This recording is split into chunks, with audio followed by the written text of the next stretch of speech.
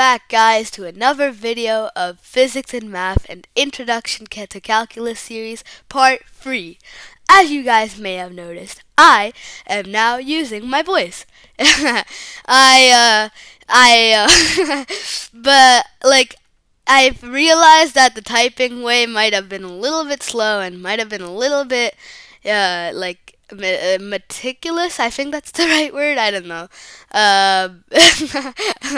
But yeah. So I'm going to now be using my voice from this video and onwards. I'm pretty sure. I might do the typing thing like sometimes if I'm not feeling like speaking that day, but yeah. So this video is going to be about antidifferentiation and antiderivatives. I will be covering different types of integrals in future videos and maybe like different versions of like different parts. I might keep going with the series like part 3.1, part 3.2 cuz integrals it's kind of like wide range. I might just do a 3.1 cuz and I'll cover the other types of integrals and I'll just end the series there and cover the other types of integrals in different series. But yeah, this one's I might do a 3.1 because this one's going to cover antiderivatives and antidifferentiation, but the next one's going to cover with like limits to that integral. I'll talk about that, yeah, in another video, yeah. So let's just get onwards. Go onwards. As we can see, we have this graph in front of us. Function of x is equal to y, which is equal to x. So y is equal to x. Now, anti-differentiation and integrals in general kind of are like they help us find the area underneath the curve of a function. Now, of course, we can figure out the area underneath this linear function, base times height divided by 2, because it's a simple right triangle. And this function, it's linear, and you can just do base times height. That creates a rectangle, and then you divide it by 2. Well, in this case, it's a square, because the both sides are the same, because y is equal to x. So yeah, but in more like nonlinear algebra and like nonlinear curves and nonlinear functions, you would have something like this. That was not a good graph, but yeah. And then you'd have something like this. And then how are you supposed to find the area underneath that curve? Of course, you could approximate it or maybe find the exact if it's like with a circle. But imagine if this was like imagine if we were trying to find it exactly and this was not like a quarter circle and it was a very different type of function. Then that would be insanely difficult, right? Well, in anti-differentiation and with calculus, you can figure out the area underneath this curve. And you may ask, how would you do that? Well, we'll start by going back to the y is equal to x. So, how does this work? Y is equal to x. Each of these values, as you can see, I've drawn these like really, really thin lines and they keep getting smaller. They're just y. The length of this is y or x since they're both equal. But, each of these lines add up to the area, right? But I want you to realize something. These lines have to be infinitely small to give a infinitely accurate or like 100% accurate area of this curve. Meaning we have to do at every single decimal we have to add up the lines, and like every single decimal it has to be infinitely. So how would we do that? There's an infinite number of lines. Well, we'll start by imagining a rectangle, right? Yeah, wait. Also, yeah, just for your notes, this is like the, yeah, but yeah, so this is the rectangle, right? Each of the lines, whenever we multiply the the length times width, it's just the number of lengths. Like, let's say this is L length and W width. We're just doing multiple lengths, and for every single bit, or for every single infinitely small like point and width of the width, there's one length of length. Yeah, and that's also how you can figure out the area of a rectangle. That's how you could do that. But these little tiny lines, they're you could say that since they're infinitely small, doesn't that ring a bell? It's an infinitely thin rectangle. It's using infinitely small values, which are infinitesimals. Wait, we learned that in the previous video.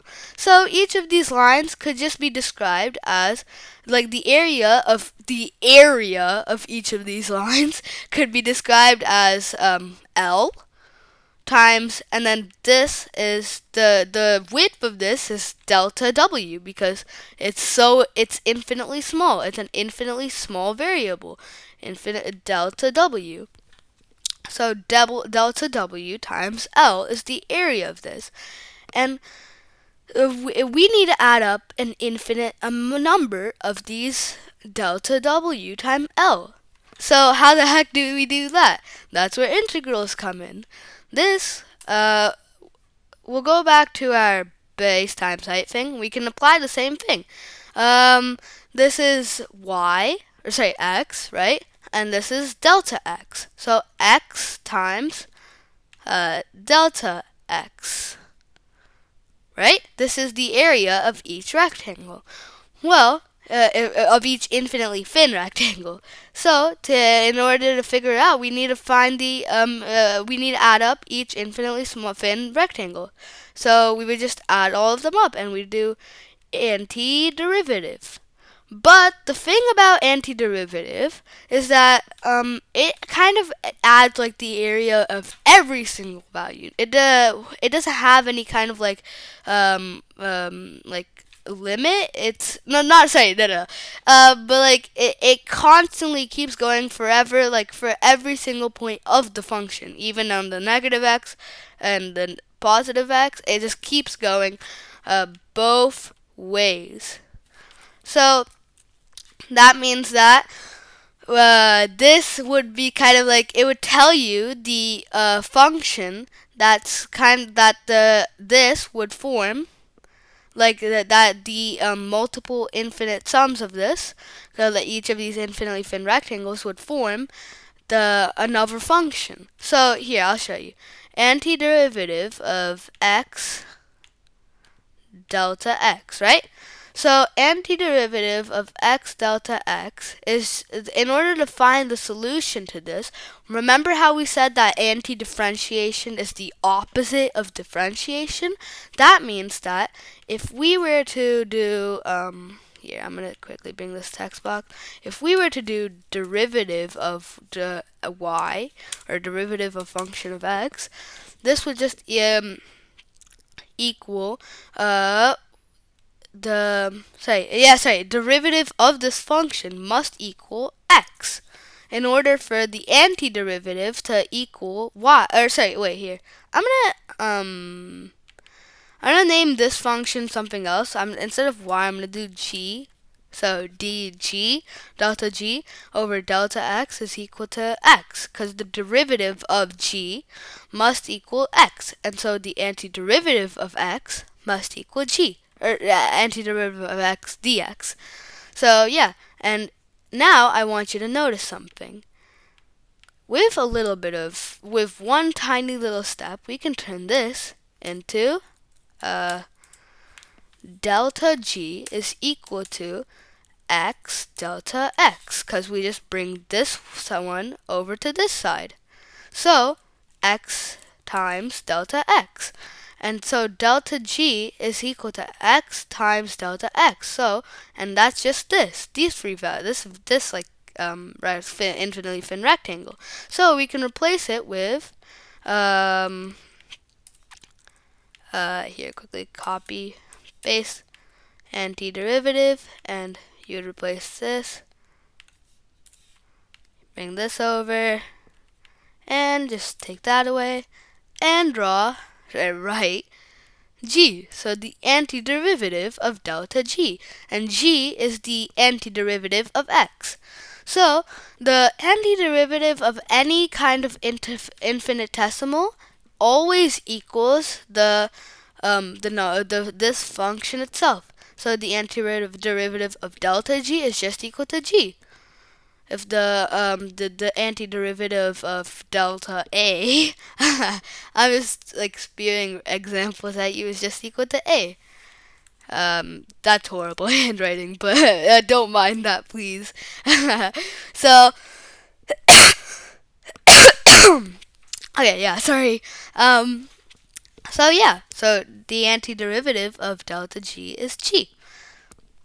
So, that's how we would. But how do we figure out that out? We still don't know what the function G itself is relative to x. How do we figure that out? Well, we just need to know what function the derivative of what function is equal to x. What the derivative of what function? So, in order to figure that out, like you gotta like there is a formula here. I'll show you. It's not exactly like I have to find the proof too. In the comments, if you guys could help me out with that, that would be excellent. But like here, wait, quickly, let me take this out. So let me just quickly go to elements. So if like the kind of formula that you would need in order to solve this. Okay, so the antiderivative of x. Sorry, the derivative of what function, right? Delta g over delta x is equal to x, right? So, in order to figure this out, in order to figure out what g is, there is a formula. The antiderivative of any power of x, as in like, the antiderivative of like, let's say x to the power 5 or x to the power 4, like, or x to the power 1, which is x, which is what we're trying to figure out. Antiderivative of this is always gonna be is of any power of x is equivalent to so x to the power n plus here, let me put that back in bold, plus 1, and underline that just to make it seem like, oh, never mind, that's worse. Okay, well, not worse, but I don't exactly want to do that. Divided by x to the power, n plus 1. Yeah, n plus 1. Oh gosh, okay, n plus 1.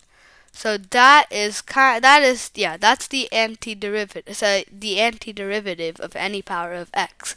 So like if wait, no. Oh yeah, sorry, x to the power n. Wait, no, I did this wrong.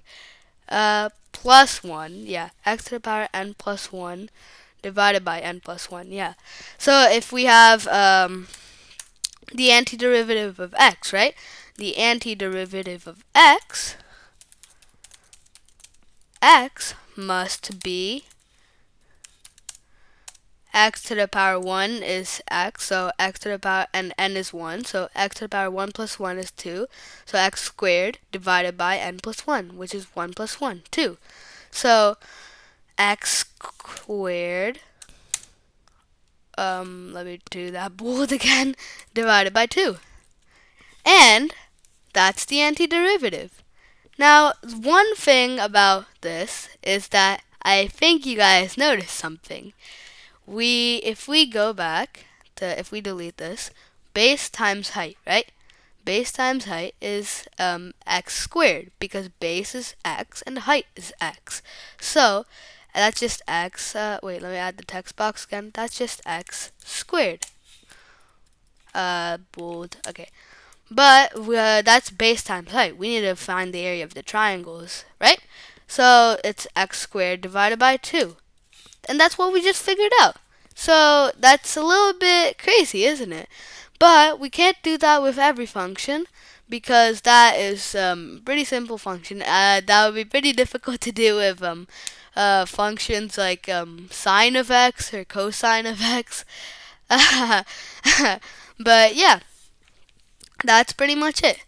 So we will be covering anti-integrals with, like, you could say, limits, not like actually like the limits we learned in part 1, but like, let me show you guys. I gotta draw, and yeah, like this, right? But instead of having nothing above and under, we're gonna be doing this. And also, we're gonna be covering like the proofs of like why the antiderivative is x to the power n plus one divided by n plus one, because that was pretty random to just throw at you guys. And if you guys know the proof, I would be happy to learn from you guys.